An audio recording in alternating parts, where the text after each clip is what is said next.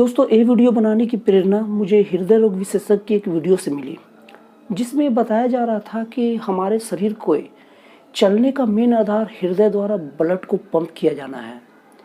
और बचपन में यह पंपिंग तगड़ी रहती है। हम जो भी आहार लेते हैं उसके छोटे छोटे कण, जिसको कोलेस्ट्रॉल कहा जाता है जनरली, वो क्या होता है कि हार्ट में थोड़ा थोड़ा जमते जाता है। लेकिन 20 साल की उम्र तक क्या होता है कि बच्चे लोग का शरीर विकास की अवस्था में रहता है, तो शरीर के बहुत सारे जो हम भोजन लेते हैं उसका बहुत सारा पार्ट शरीर के रिपेयरिंग में चल जाता है। इसलिए 20 साल की उम्र तक तो हार्ट में बिल्कुल कुछ नहीं जमता, वो फ्री फ्लो रहता है। लेकिन 20 साल के बाद क्या होता है कि वो जो कोलेस्ट्रॉल है हमारे हार्ट में जमने लग जाता है, क्योंकि हमारे द्वारा जो भी पोषण लिया जाता है वो ठीक से शरीर में फ्लो नहीं हो पाता है। इसीलिए कहा जाता है कि आदमी को एक्टिव रहना चाहिए, सक्रिय रहना चाहिए और काम करना चाहिए और मेहनत वाली काम करना चाहिए। इससे क्या रहता है, जो भी हम पोषण लेते हैं उसका यूज होते रहता है और हमारे हार्ट में कोलेस्ट्रॉल नहीं जमता है। और जो लोग मेहनत का काम करते हैं उनके लिए तो ठीक है, लेकिन जो लोग मेहनत का काम नहीं करते, इसीलिए उनको एक्सरसाइज की सलाह दी जाती है। आधे घंटे, 1 घंटे, 1.5 घंटे जो भी रहे, एक्सरसाइज की सलाह दी जाती है, ताकि जो भी वो पोषण लिए हैं उनका शरीर में अच्छी तरह से डिस्ट्रीब्यूशन हो सके। और बहुत सारे ऐसे लोग जिनका काम आराम वाला है, इसलिए वो शरीर के कोटा को पूरा करने के लिए सुबह एक्सरसाइज करते हैं, और अगर सुबह एक्सरसाइज नहीं भी कर पाते हैं तो इधर उधर घूमते फिरते हैं और अलग अलग प्रकार से अपने शरीर को एक्टिव रख के अपने दिल को फिट रखते हैं। लेकिन ये लॉकडाउन में हुआ क्या है कि 4 महीने से लोगों को बिल्कुल बाहर आना जाना बंद कर दिया गया है। हमारे देश में ऐसे बहुत सारे लोग हैं जो सुबह उठ के एक्सरसाइज नहीं करते तो भी फिट रहते हैं, क्योंकि बहुत प्रकार से वो एक्सरसाइज कर लेते हैं, जैसे मॉल जाना, पिकनिक जाना, इधर उधर घूमना, अपने दोस्तों के यहाँ जाना, मित्रों के यहाँ जाना, दुकान में बैठना, इधर जाना उधर जाना। वो इस तरह से अपने शरीर में जो भी पोषक तत्वों से जो कण मिलते हैं, जो कोलेस्ट्रॉल मिलते हैं, उनका शरीर में डिस्ट्रीब्यूशन ठीक से कर लेते हैं। लेकिन लॉकडाउन लग जाने के कारण क्या हुआ कि जो लोग एक्सरसाइज करते हैं उन्हीं का शरीर बस एक्शन में आ पा रहा है, मोशन में आ पा रहा है। और जो लोग एक्सरसाइज नहीं करते, बहुत सारे लोगों की आदत सुबह उठने की होती भी नहीं है, उन लोग के लिए लॉकडाउन बहुत घातक परिणाम लेके आ सकता है, क्योंकि उनका बाहरी गतिविधियां बंद है और जितना उनके शरीर से जो भी कोलेस्ट्रॉल पैदा हुआ है उनके हार्ट में जमा हो रहा होगा। लेकिन 4 महीने से लगे लॉकडाउन के कारण वो अपने कोलेस्ट्रॉल को ठीक से बर्न नहीं कर पा रहे होंगे और उनके हार्ट के लिए ठीक संकेत नहीं है।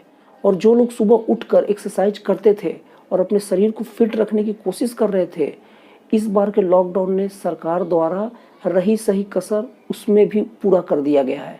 अब सरकार द्वारा सुबह मॉर्निंग वॉक पर भी प्रतिबंध लगा दिया गया है। मतलब कि कोरोना से बचाव के लिए सरकार लोगों को हृदय सहित और बहुत सारी बीमारियों के घर में ढकेलते जा रहा है, जंजाल में ढकेलते जा रहा है। और कोरोना से बचाव का सबसे कारगर तरीका इम्यूनिटी सिस्टम को बढ़ाना है। और इम्यूनिटी सिस्टम बढ़ाने का सबसे प्रमुख कारकों में हमारा शरीर को एक्टिव रखना है और हमें फिट रहना है, और उसके लिए एक्सरसाइज ही सबसे अच्छा साधन होता है। सारी दवाओं से, सारे सप्लीमेंट से सबसे ज़्यादा इम्पॉर्टेंट चीज़ होता है सुबह का एक्सरसाइज, मॉर्निंग वॉक, जो हमारे इम्यूनिटी सिस्टम को बढ़ाता है। और सरकार इसे ही बंद कर दिया है। मतलब कि कोरोना से बचाव के लिए जो एहतियात सरकार द्वारा बरती जा रही है, कहीं वही एहतियात कोरोना बढ़ाने का और कारण बन जाए। क्योंकि सुबह लोग उठ के मॉर्निंग वॉक नहीं करेंगे, एक्सरसाइज नहीं करेंगे, शरीर को फिट नहीं रखेंगे, तो उनका इम्यूनिटी सिस्टम बिगड़ जाएगा। और इम्यूनिटी सिस्टम बिगड़ने का मतलब है कोरोना का प्रत्यक्ष शरीर पर हमला। और आपको बता दूं कि कोरोना से बचाव के लिए सरकार द्वारा जितने साधन लगाए जा रहे हैं, वो उससे खतरनाक कई बीमारियों का घर बना सकता है हमारे शरीर को। कोरोना से बचाव के लिए सबसे कारगर साधन जिसे लॉकडाउन बताया जा रहा है, वो लॉकडाउन 10 दिन, 20 दिन, 1 महीना, 2 महीना तक होता तो चल जाता। 4-4 महीने, शायद 4-4 महीने हो गए। इस तरह से शरीर को घर के अंदर पैक रखना, जिनका आदत काम धाम करने का है, जिनका शरीर ऐसा विकसित हो चुका है कि उन्हें बाहरी वर्क करना है, उनको एक्टिव रहना है, अगर वो शरीर काम धाम ज़्यादा न करे, ज़्यादा दौड़ भाग न करे, तो शरीर बहुत सारी बीमारियों का घर निसंदेह बन सकता है।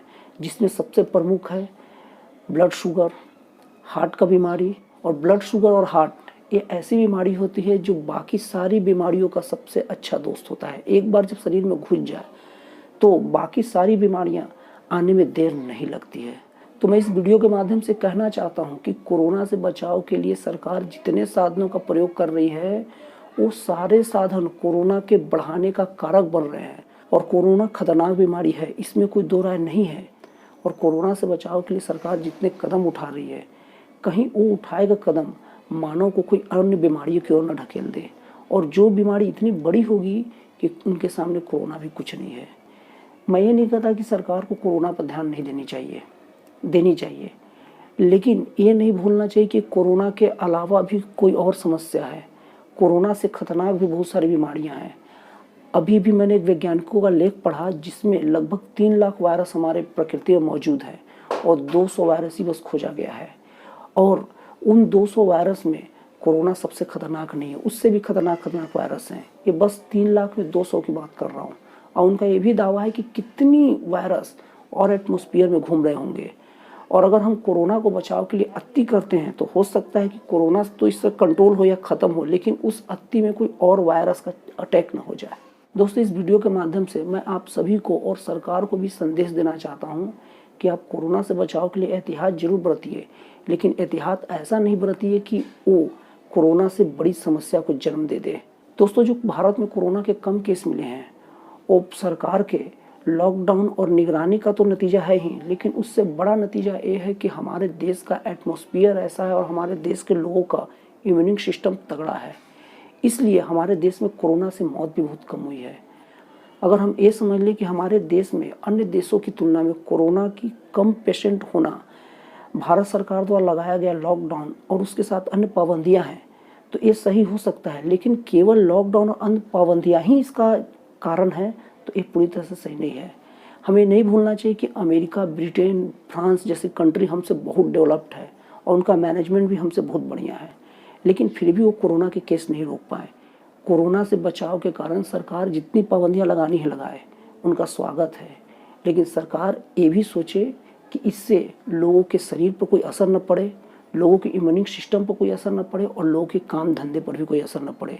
क्योंकि काम धंधे पर असर पड़ने का मतलब है लोगों की मानसिक स्थिति बिगड़ना, और कोरोना के बढ़ने का एक और कारण होता है कि लोगों का मानसिक स्थिति जब बिगड़ जाता है तो शरीर का इम्यूनिटी सिस्टम कम हो जाता है।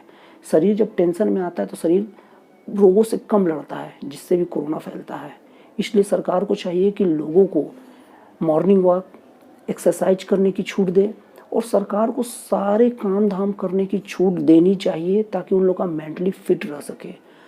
और रही बात निगरानी की और सोशल डिस्टेंस की, सैनिटाइजर की, अपने कर्मियों के साथ इन पर निगरानी करनी चाहिए। और इसके बाद जो नियम को तोड़ता है कोरोना से बचाव के, तब सरकार को उन्हें दंडित करना चाहिए।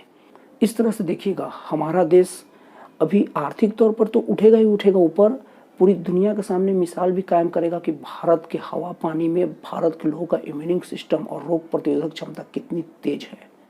तो दोस्तों, आज के लिए इतना ही। और आपको मेरा वीडियो कैसा लगा, अच्छा लगा या ख़राब लगा, कमेंट बॉक्स में लिख के ज़रूर बताइएगा।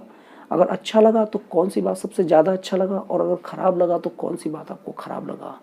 और दोस्तों, अगर आपको ये मेरा वीडियो कोई काम का लगा हो तो प्लीज़ आप इस चैनल को सब्सक्राइब कर लीजिए, ताकि इस टाइप का जब भी मैं कोई नया वीडियो डालूँ तो इसका पहला नोटिफिकेशन आप तक जाए और आप इस वीडियो का लाभ सबसे पहले उठा सकें। तो दोस्तों, फिर मिलते हैं अगले वीडियो में एक नए और एक जन कल्याणकारी विचारों के साथ।